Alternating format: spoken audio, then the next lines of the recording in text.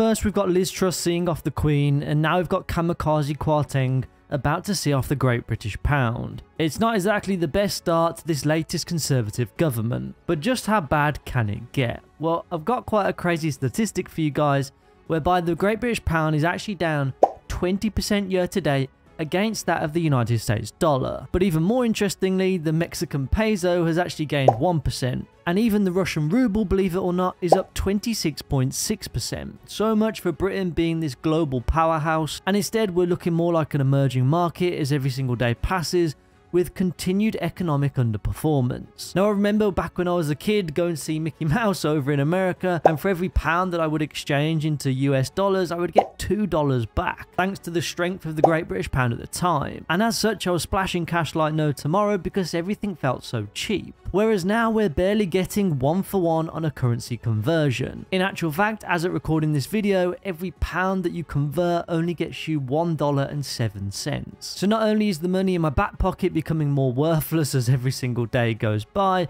but it certainly looks like my American holidays are also going to have to be put on the back burner too. And at this rate, I won't even be able to take a holiday over to Mexico or even Russia, not that I'd want to go over on holiday to Russia anyway. But the point I'm getting at is that the Great British Pound's competitiveness on a global scale is absolutely plummeting, which unfortunately is terrible for both the UK economy and UK investors too. So let's talk about it in a little bit more detail. So the truth of the matter is the UK is clearly in trouble, and that's not my opinion, that's the opinion and the perception of the markets as of right now. Before we even look to dive into the economics that surround this situation, you do only have to look at the financial markets on the whole to actually kind of gain a little bit of an insight as to what the collective market mind is thinking and reacting in such a way that very much looks very much pessimistic for the UK economy and UK assets on the whole. So with the pound collapsing and the FTSE 250 very much being in a bear market, the economy looks somewhat fragile right now and potentially teetering on the edge of a deep recession. So let's break down the recent sell-off amongst UK assets. We'll talk about the impact on the economy, the impact on our investment portfolios, and exactly what you can do about it. So first off, why is the pound and the UK stock market collapsing? Well, as Lizz Truss came into government, she pretty much gathered her cabinet members and came out and said that they would be making this tax-cutting based budget. And some of the headlines from that budget were as follows. Basic rate income tax would drop from 20% to 19%. The 45% additional income tax rate for earners over £150,000 has been abolished. The 1.25% increase in national insurance, which was due to come in, has been cancelled. And stamp duty land tax thresholds have been risen in order to try and stimulate the housing market and potentially help first-time buyers get on the property ladder. Now, on the surface, you might be thinking, well, all of that's positive stuff. We'll have more money in our back pockets in order to help us as UK consumers combat these ever so high levels of inflation, which are sitting at around 10%. But the reality is actually quite the opposite. Larry Summers, the former US Secretary of State, even come out and said that these tax cuts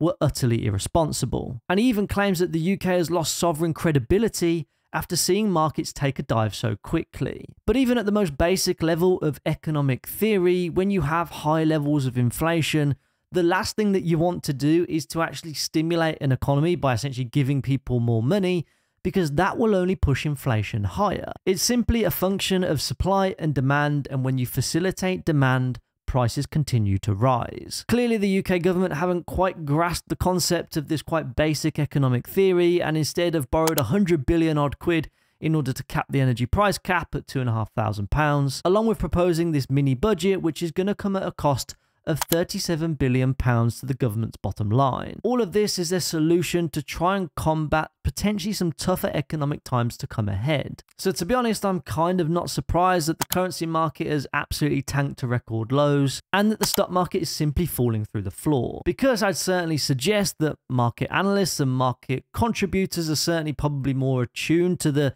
economic impact of some of these policies that the UK government have come out with. And as such, the sentiment towards UK assets I certainly feel is fairly justified. Now, what's even worse, the Bank of England and the UK government, from my point of view anyway, certainly it feels like they're singing off a different hymn sheet. You've got the Bank of England looking to hike interest rates, which are forecasted to actually rise by 6% by sometime next year. And the reason why the Bank of England are doing this is in order to cool consumer spending, because that will cool the overall inflation rate and bring some more price stability back into the UK economy, which is completely contradictory to what the UK government are proposing with tax cuts in order to stimulate the economy instead. So that, for me personally, is just big red flags that things could certainly get worse. Now, when I say things could get worse, let's get a little bit more specific about the potential impacts to the economy, businesses, and the stock market too, because this is how the UK Prime Minister justified her decisions. What is important to me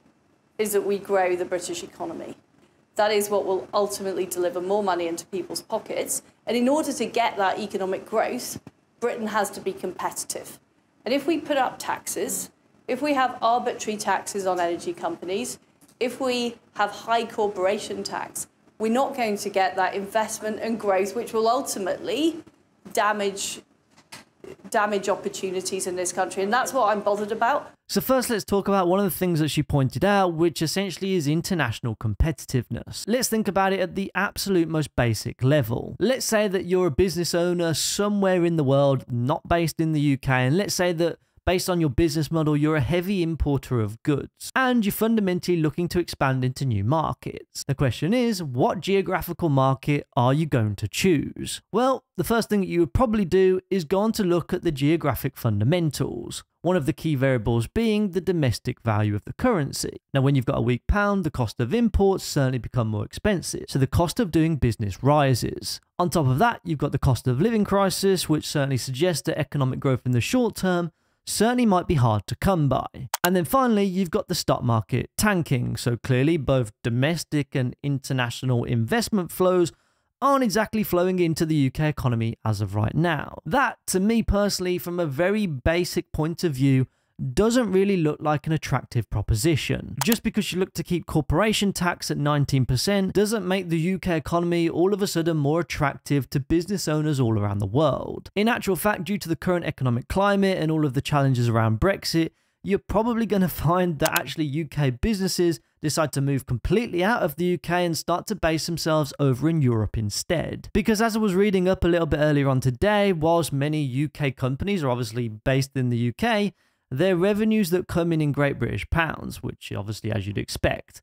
However, when we look at their cost bases, actually a lot of companies' costs are actually based in United States dollars. As a result, many companies are actually finding themselves with their profit margins being squeezed thanks to the value of the pound absolutely being destroyed. The airlines like EasyJet are an absolute prime example of this with the high cost of doing business. Because when you've got passengers buying their tickets to mainland Spain in Great British pounds, but actually the company's one of their highest costs is in fuel, which they purchase in United States dollars, well, that makes the costs of doing business extremely difficult and actually challenges the business model itself and how financially viable it is. So from a business landscape, it certainly doesn't look great. So now let's talk about the investor landscape. Now, there are three major components that dictate your personal rate of return on your investment portfolio when you think about it on an international spectrum. First, you've got share price growth. Second, you've got dividends. And thirdly, you've got the FX conversion. Now, if you're just investing domestically, of course, there's no FX conversion, there's no FX difference because you're simply investing into UK-based companies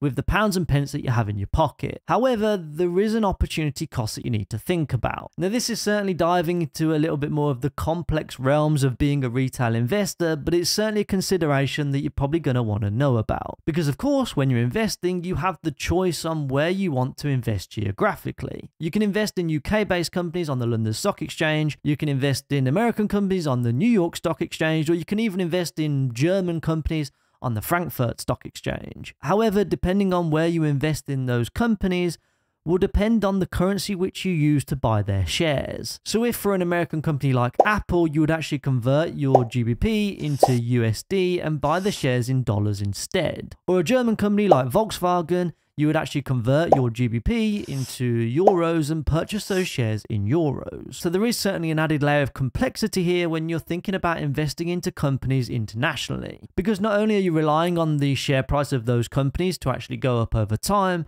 but you're also relying on the underlying currency to actually at least maintain performance relative to that of your domestic currency in order to ensure that it's actually not detrimental to the overall long-term performance of your investment portfolio. Now, luckily for me, I've invested heavily into US stocks over the course of the past couple of years. So in actual fact, I've seen a 20% unrealized gain on some of the positions that I hold just from the currency conversion alone. You can see this playing out quite nicely on my Tesla position, where I have 21.73% of the total gains on that position, simply which have come from a favorable exchange rate, whereas the other 76% have come directly from stock price growth. So when you're investing, that's certainly another thing to consider. It's not all just about investing into a good business, but it's also relying on the economy that that business operates in and the actual value of that currency and whether it makes sense to actually do foreign investment rather than domestic investments. And ironically, this mini budget which has been proposed in order to bring in foreign investment into the UK